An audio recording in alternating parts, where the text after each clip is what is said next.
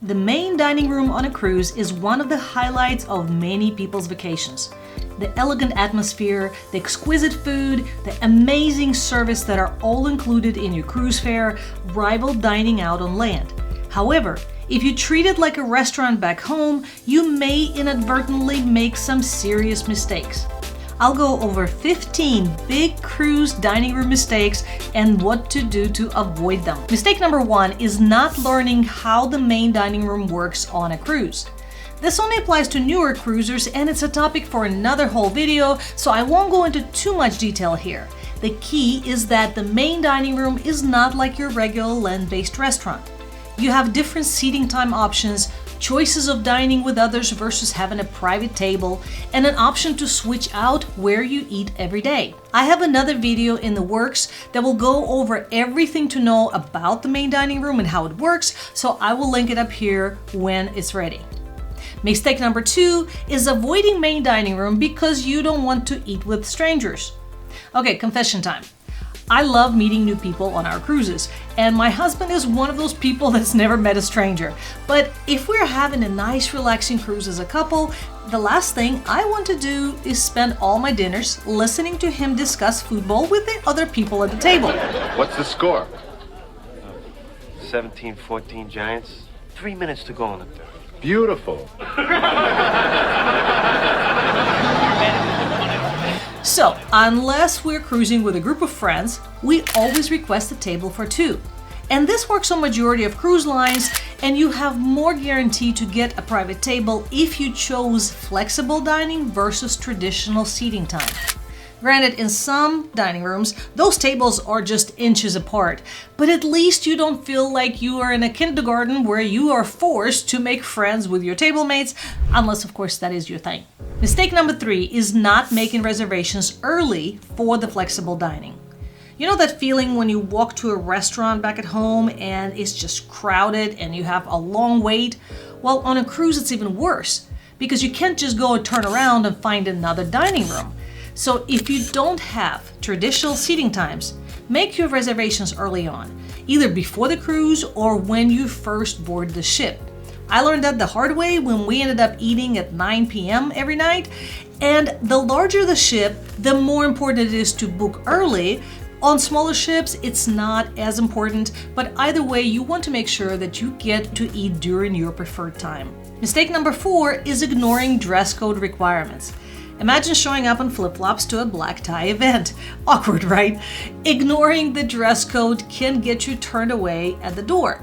Most cruise lines have some elegant evenings, and some cruise lines will enforce the dress code more, and others not so much. So pack accordingly, because you don't want to miss out on those fancy dinners just because you forgot to pack a tie or a dress. Mistake number 5 is not checking theme nights. This mistake won't get you turned away from dining, but it can miss out on some fun. Many cruise lines have themed nights like Caribbean night, the Western night, white nights, or red nights, and people get to dress up in different costumes or dress up just in different clothing. And we've met so many new cruisers that didn't even know that these nights existed and really regretted not checking their cruise app beforehand. Mistake number 6 is assuming that menus are the same daily. In the main dining room, menus usually change every day and may have a theme like a Caribbean night or a French cuisine night. On the other hand, specialty dining menus usually are the same every night. So what we always do on our cruises is keep an eye on the daily menus through the cruise app, and then when we see a menu that does not look appealing to us, well, that's a great time to go try out that specialty restaurants for the extra special meal. Mistake number 7 is not coordinating dining and show schedules. Now, in the past, traditional cruise dining only had 2 seatings, the early and the late seating. And the shows were scheduled during the same times, so you could have a dinner and then go to the show, or vice versa. And as people preferred more and more flexible dining, most cruise lines added these other options that allow you to dine at different times. And the problem is that the dinner time you may choose may conflict with the show schedule, because shows are still usually scheduled to work with those 2 traditional times. So make sure to use your cruise app and plan around the entertainment schedule to make sure that you don't miss out on the shows you really want to see. Mistake number 8 is arriving late for dinner. Showing up fashionably late may work for parties, but not for cruise dining. If you have an assigned seating time, arriving late disrupts the flow of the cooks and the servers and can upset your table mates. If you have a flexible dining reservation, then they're usually scheduled with consideration that that table is going to be used afterwards for guests with late seating. So be punctual to fully enjoy a relaxed dining experience and help the flow of service for others. Mistake number 9 is assuming that all items are included. We made that mistake thinking that everything was included so that when we were asked if we wanted a nice coffee at the end of the meal, hello, surprise bill. Both main dining room and specialty restaurants often have upcharges for special items. The notorious offenders are drinks, like the sparkling water, which is never included with your meal. Upcharges for food will be stated on the menu, you know, with those tiny little numbers next to them. I guess because tiny letters don't look as scary. So check the menu and understand what is included before you order. And when in doubt, ask the waiters, they'll be happy to help you. Mistake number 10 is failing to communicate allergies and food restrictions early on. Cruise lines are great at accommodating special diets, but they need to have heads up. For those with food allergies, the main dining room is a lot better choice than the buffet for several reasons.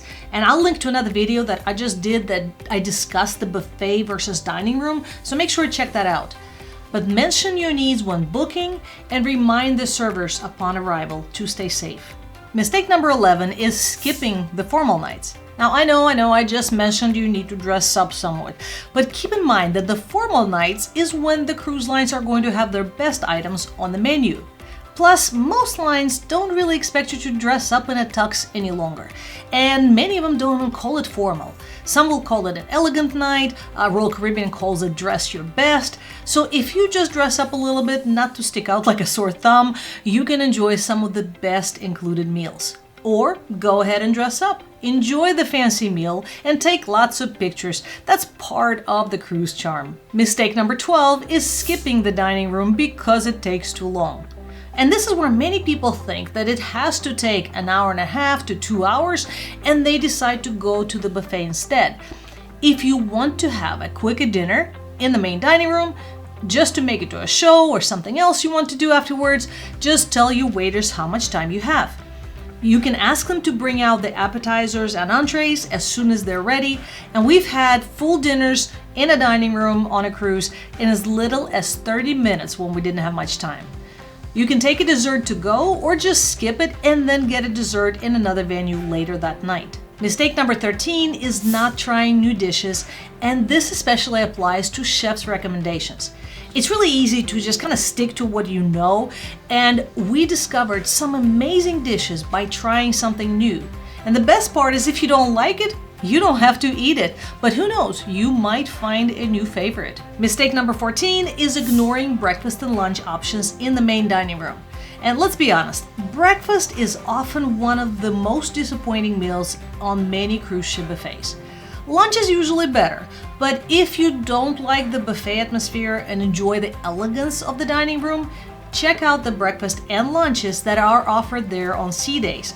It'll be more quiet, it will be relaxing, and definitely better service and freshly prepared meals. Mistake number 15 is not requesting your favorite waitstaff. We absolutely love the dining room experience level on Royal Caribbean, and we have met the most amazing staff working there. And after we go on the first dinner, if we're on My Time Dining, we make sure to request the same table for the rest of the cruise if we really like the waiter. Consistent service from someone who gets to know your preferences really elevates your dining experience. There are many other things that can help you get the best food experience on your cruise, so check out this playlist for more videos with tips and secrets on main dining, buffet, and specialty dining for your cruise.